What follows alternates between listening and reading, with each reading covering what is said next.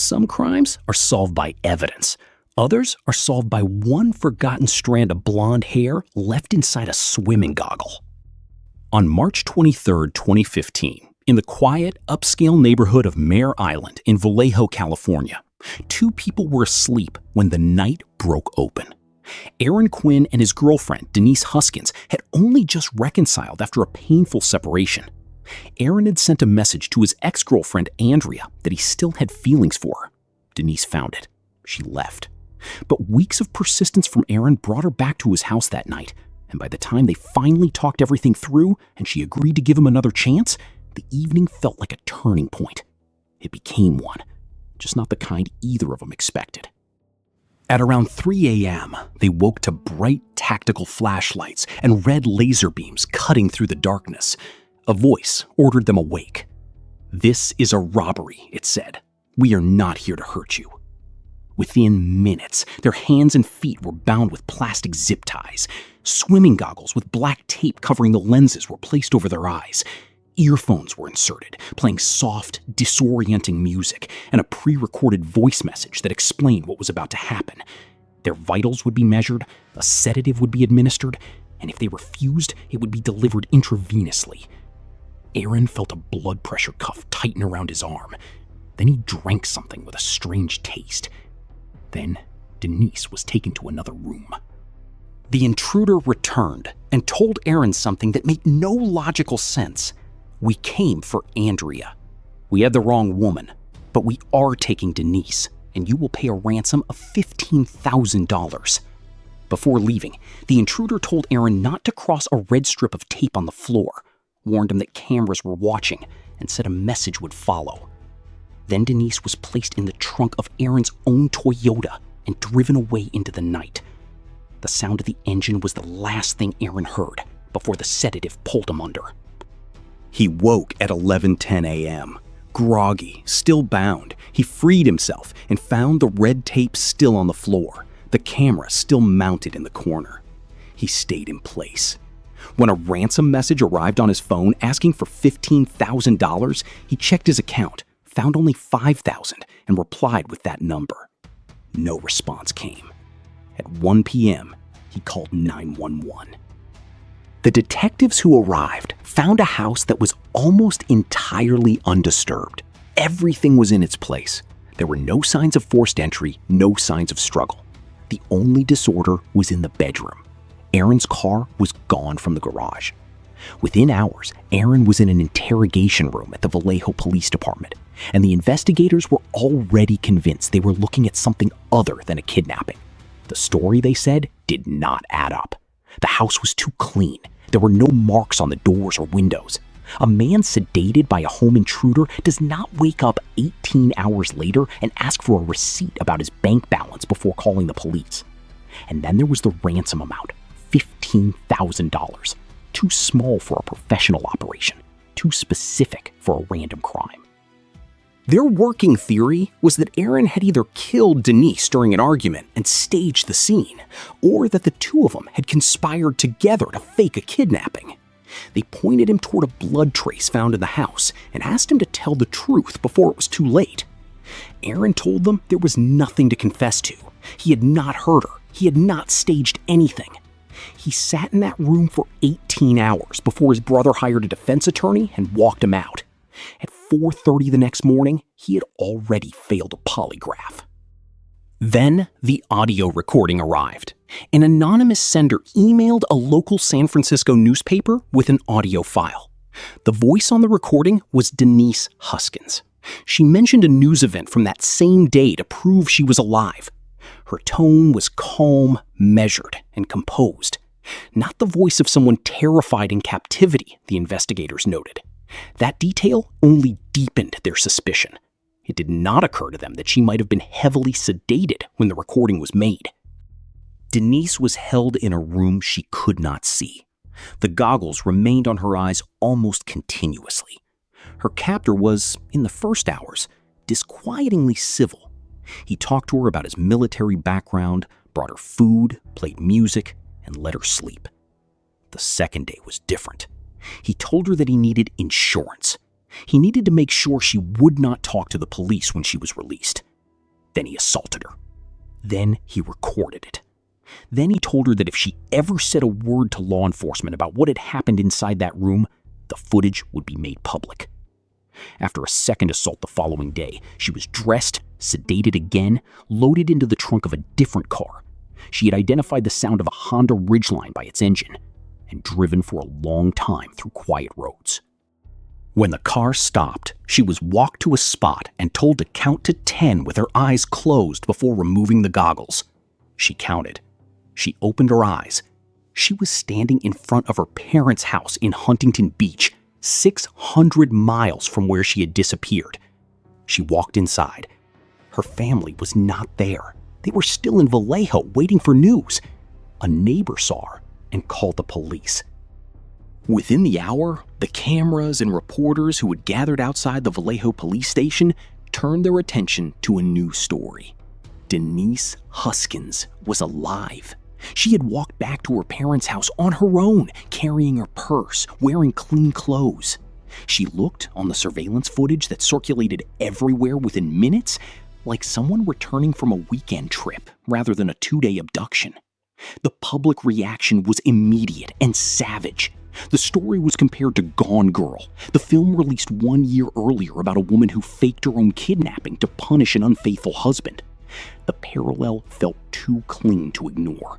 Denise had been cheated on. She had disappeared under improbable circumstances. She had come back unharmed, on her own, to a house her captors apparently knew about and drove her to without incident. Before Denise had even spoken to investigators, the Vallejo Police Department held a press conference and publicly stated that no kidnapping had occurred, that resources had been wasted, and that the case amounted to a hoax.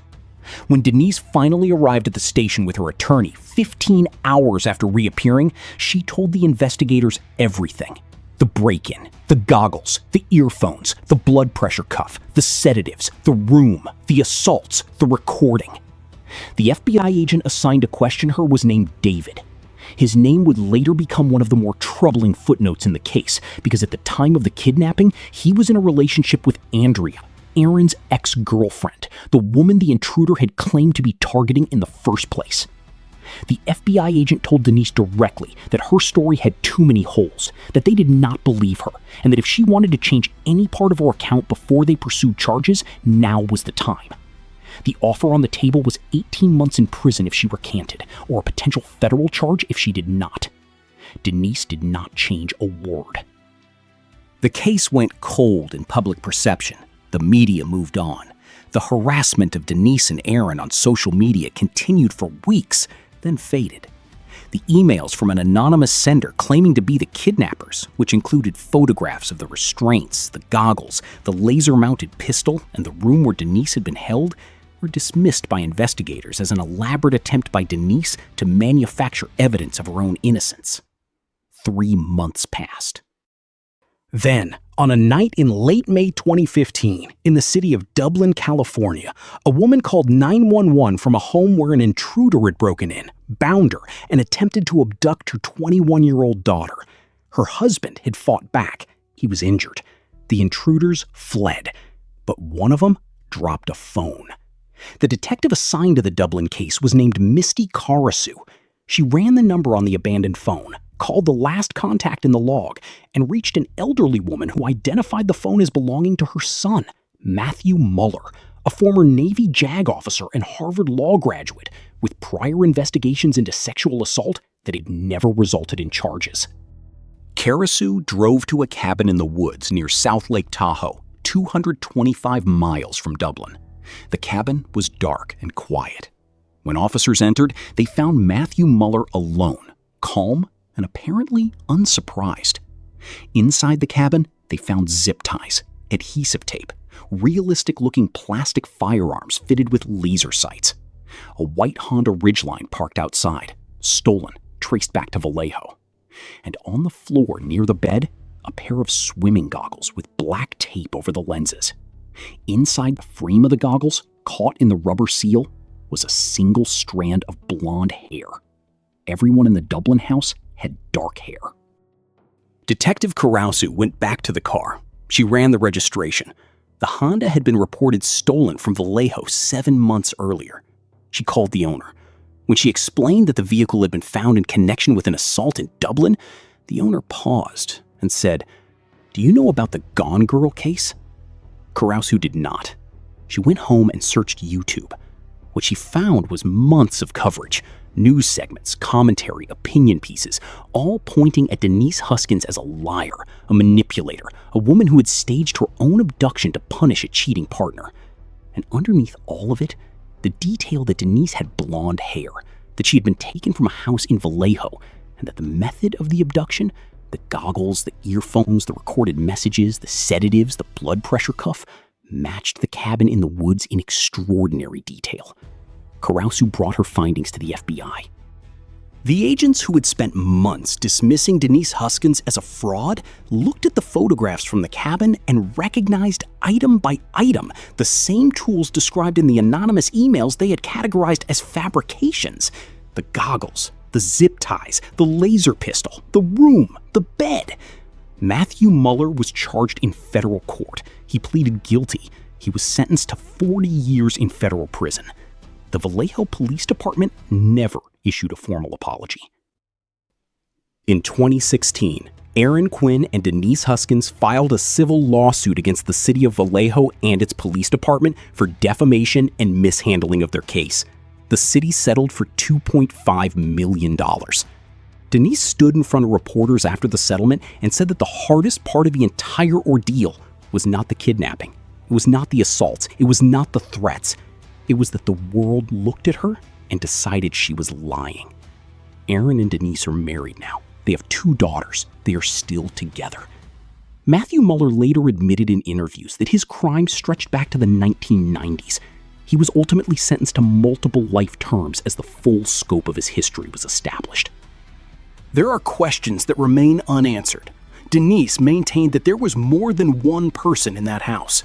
Muller has claimed he used pre-recorded audio to create the illusion of a team. Whether he acted alone or protected someone else has never been definitively resolved. There is also the question of why the FBI agent assigned to the federal investigation was romantically involved with the woman the kidnapper originally claimed to be targeting. A conflict of interest that, if it shaped the direction of the early investigation, has never been formally examined. And the question that sits at the center of the whole story: why, from the very first moment, did every institution involved in this case, the detectives, the FBI, the press, the public, work so much harder to prove Denise Huskins was lying than to consider that she might be telling the truth? Because in the end, the thing that found the killer was not a task force, not a federal database, not a sophisticated forensic analysis. It was one detective in a different city who asked herself a simple question when she found a strand of blonde hair and a pair of dark goggles. Whose is this? And what happened to her? That question was the only one that mattered. It just took 8 months and the wrong city for someone to finally ask it.